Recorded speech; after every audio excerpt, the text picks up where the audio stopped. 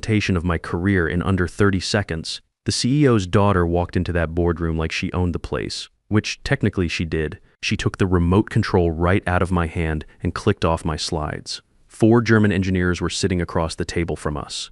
23 years of automotive experience just disappeared from that screen. We're going with my concept instead. She said, calm as you please. My name's Jack Morrison, and I'm 47 years old. Until 2 days ago, I was the senior engineering director at Autovolt Dynamics here in Detroit. When people heard that title, they probably figured I got there through politics or connections. Truth is, I started on the shop floor 23 years ago, turning wrenches and learning how things actually work. It took me 2 decades to work my way up to that corner office, and I earned every callus along the way. Look, I've been in corporate America long enough to know how these things usually play out. Young executives come in with fresh ideas and fancy degrees. Older guys like me get pushed aside for being set in their ways. But this wasn't about age or fresh thinking. This was about 4 years of real engineering work, getting stolen right in front of international partners who'd flown across the Atlantic to see what we'd built. The presentation that got hijacked was supposed to be the crown jewel of my career, revolutionary battery thermal management system for electric vehicles. Not the kind of thing you read about in trade magazines. This was breakthrough technology that could change how EVs handle heat stress. The Germans from Bavarian Motors had come specifically to evaluate our thermal control innovations. Here's the thing about automotive engineering, it's not glamorous work. You spend months testing metallurgical properties, running thermal stress simulations, calibrating cooling systems down to the millisecond. Most people see the fancy presentation slides and think that's the technology. They don't understand the thousands of hours of trial and error that went into making those curves actually mean something. The boardroom was exactly what you'd expect from a major automotive company. Polished wood, leather chairs, and floor-to-ceiling windows overlooking the Detroit River. Klaus Weber, the lead German engineer, had been taking notes throughout my presentation. His colleagues were leaning forward, asking technical questions about thermal coefficients and metallurgical specifications. These weren't marketing people. They were engineers who knew the difference between real innovation and PowerPoint promises. I was 45 minutes into explaining the titanium alloy cooling channel specifications when the door opened. Sophia Brennan walked in without knocking. She was 29, had an MBA from Northwestern, and happened to be the CEO's daughter. More importantly, she was the VP of Innovation, a title that seemed to mean whatever she wanted it to mean on any given day. She didn't apologize for the interruption. Didn't ask if this was a good time, just walked straight to the front of the room and held out her hand for the presentation remote. For a second, I thought maybe there was some emergency, some reason why she needed to take over. Then she started talking. Gentlemen, we're moving forward with an integrated approach to battery management, she said, clicking to the next slide. My slide.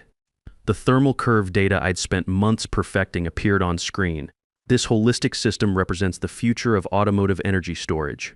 I stood there watching her present my thermal management data as if it were her strategic vision. The curve showing temperature distribution across titanium alloy cooling channels. That was 4 years of trial and error, countless late nights in the workshop, hundreds of failed prototypes before we got the metallurgy exactly right.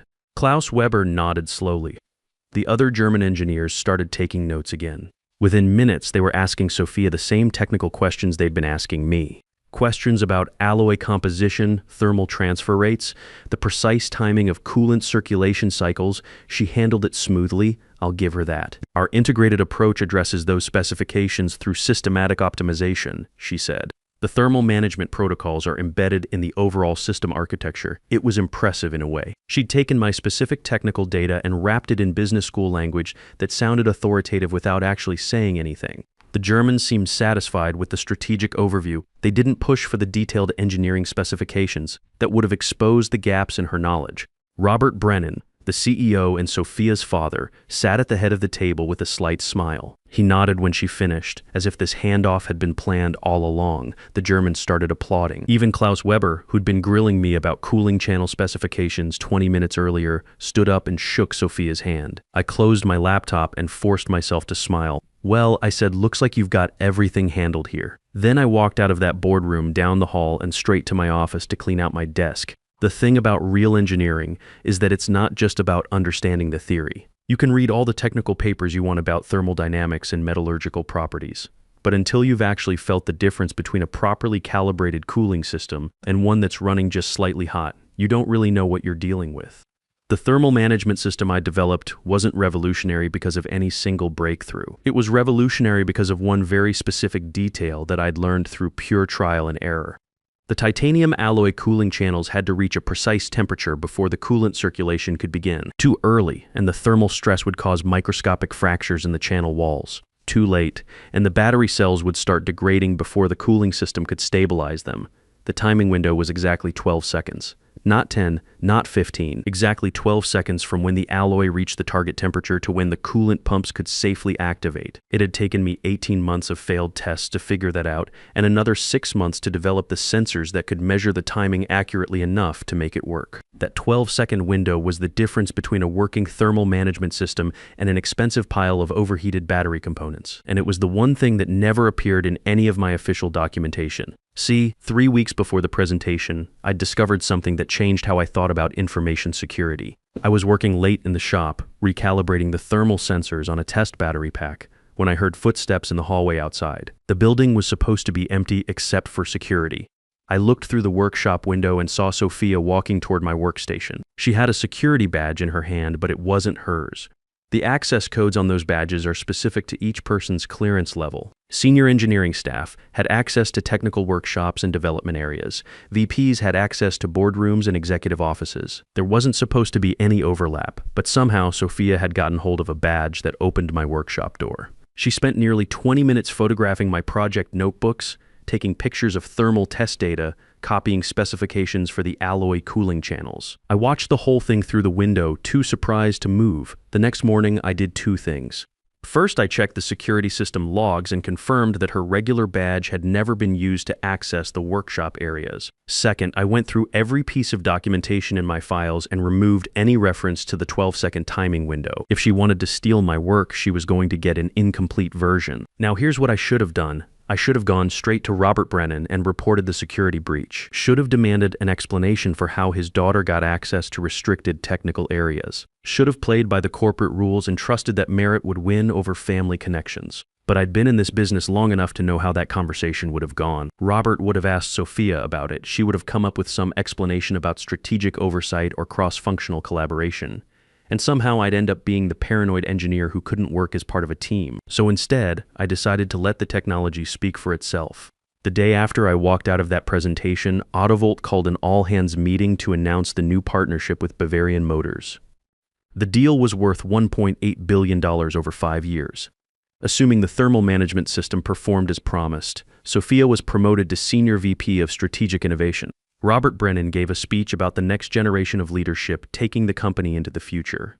That afternoon, Klaus Weber called me directly on my personal phone. How he got my number, I never found out, but German engineers have their ways. "Jack," he said, "we would like to schedule a technical verification demonstration. Can you have the full system ready for live testing next week?" I told him he'd need to talk to Sophia about that. She was running the project now.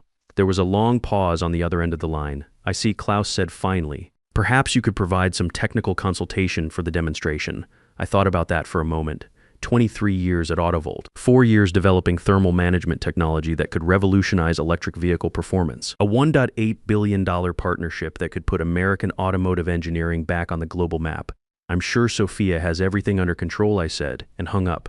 The live demonstration was scheduled for the following Thursday.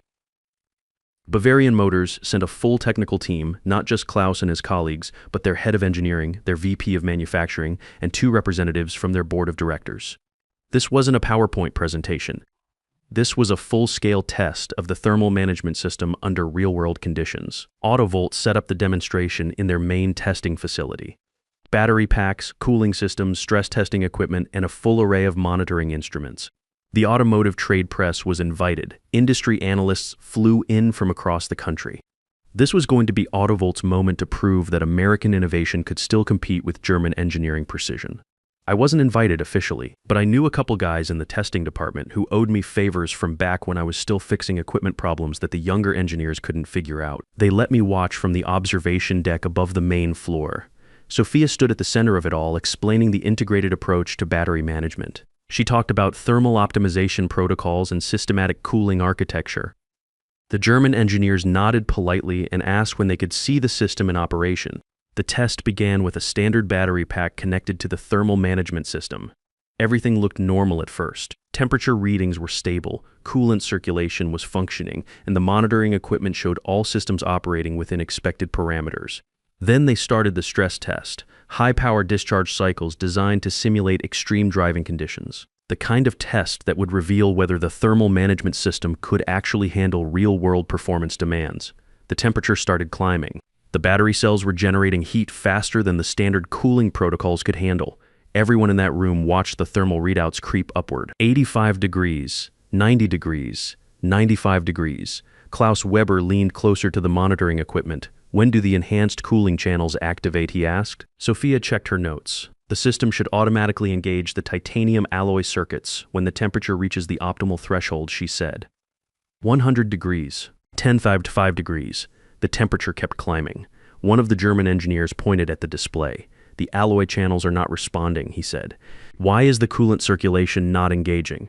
From my spot on the observation deck, I could see Sophia looking at the technical team from Autovolt. They looked back at her. Everyone in that room suddenly realized that they were watching a very expensive failure happen in real time. 110 degrees, 115 degrees. At 120 degrees, the first battery cell went into thermal runaway, a cascade of overheating that spread through the entire pack within seconds. Smoke started rising from the test assembly. The automatic safety systems kicked in, flooding the test area with fire-suppressant foam. The room fell completely silent except for the hiss of the safety systems. Klaus Weber walked over to the damaged battery pack and examined the thermal management components. The titanium alloy cooling channels were intact, but they'd never activated. The coolant pumps had never engaged. "This system," he said quietly, "does not function as specified." That's when Sophia made the mistake that ended everything. Instead of admitting the system had failed, instead of acknowledging that something had gone wrong with the technical specifications, she tried to blame the testing equipment. "There must be a calibration error in the monitoring systems," she said. "The thermal protocols were designed to engage automatically. If they didn't activate, it's because the sensors aren't reading the temperature correctly." Klaus Weber looked at her for a long moment. Then he looked at the other German engineers. Finally, he looked at Robert Brennan. "We will need to suspend partnership discussions pending a complete technical review," he said. "This system does not meet our engineering standards." The automotive press reported the story that afternoon. Autovolt thermal management demo ends in spectacular failure. By the end of the week, the company's stock had dropped 35%. The board called an emergency meeting to discuss leadership changes. Sophia was quietly reassigned to special projects, which meant she no longer had access to any actual projects. 3 days later, I got another call from Klaus Weber. This time, he wanted to meet at a coffee shop downtown, away from corporate offices and official channels. "Jack," he said when we sat down, "we know you developed the thermal management technology. We also know why the demonstration failed." I stirred my coffee and waited. "The system requires specific timing protocols for the coolant activation." He continued, "protocols that were not included in the technical documentation we reviewed." I nodded. "That's correct. Would you be interested in discussing a direct licensing agreement? Now let me tell you something about the automotive industry. When a German engineering company wants to license American technology, that's not just a business deal, that's a validation of everything you've spent your career building. These aren't people who hand out compliments or make decisions based on PowerPoint slides. They care about one thing: does the technology actually work? That conversation led to Morrison Engineering Solutions. I'd been thinking about going independent for years, but corporate security made it feel impossible. Turns out, when you're the only person who actually understands how your innovation works, independence becomes a lot more feasible. Within 6 months, I had licensing deals with Bavarian Motors, 2 other German manufacturers, and 3 American companies that wanted thermal management systems for their electric vehicle programs. The technology that Autovolt couldn't make work became the foundation for partnerships worth more than $2 and $1 billion. Here's what I learned from 23 years in corporate America. Merit doesn't always win, but competence eventually surfaces. You can steal presentations, you can copy technical diagrams, you can even clone security badges and photograph someone else's research notes. But you can't fake the kind of deep technical knowledge that comes from years of hands-on problem solving. Robert Brennan was removed as CEO 8 months after the failed demonstration. Autovolt never recovered from the loss of the German partnership. The company went through 2 more CEOs trying to rebuild credibility with international partners, but the damage was done. Word spreads fast in the automotive industry when a major demonstration fails that spectacularly. Last I heard, they were considering a merger with a Chinese manufacturer just to stay solvent. Sophia found a position at a consulting firm in Chicago. I'm sure she's doing well with strategic planning and integrated approaches to business development, the kind of work where presentation skills matter more than technical depth. As for me, I'm back to doing what I've always done best, building things that work, solving real problems with real engineering, and making sure that the people I work with understand the difference between presentations and performance. The funny thing is, I never meant for any of this to happen. I just wanted to protect work I'd spent 4 years perfecting. But sometimes protecting your work means letting other people fail when they try to steal it. That 12-second timing window is still the key to everything. It's documented now properly and completely in the technical specifications for Morrison Engineering Solutions, but only for clients who understand that real innovation comes from real engineering, not from confident presentations and integrated approaches. Klaus Weber visits Detroit every few months to review our progress on new thermal management applications. He always asks the same question. How did you know the timing was so critical? The answer is simple. You can't learn precision from PowerPoint slides. You learn it from 23 years of working with your hands, 18 months of failed experiments, and enough respect for the work to know when someone else doesn't understand what they're stealing. Autovolt thought they could replace experience with enthusiasm. They learned the difference the hard way. Morrison Engineering Solutions has 15 employees now, most of them former Autovolt engineers who understood what real innovation looked like.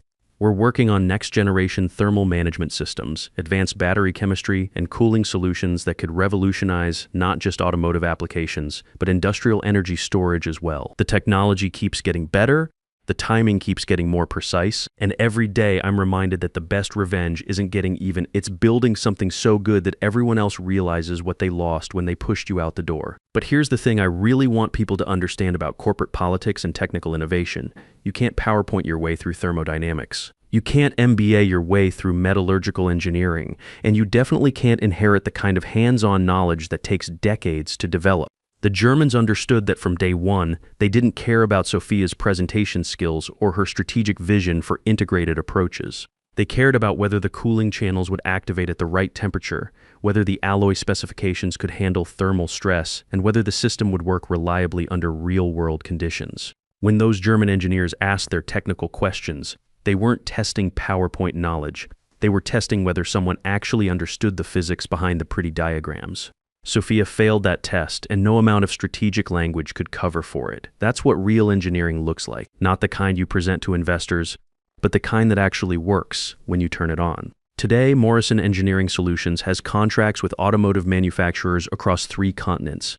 We're developing thermal management systems for everything from passenger vehicles to industrial battery storage facilities. The 12-second timing window that Sophia never knew existed has become the foundation for cooling technologies that major automakers now consider essential for next-generation electric vehicles.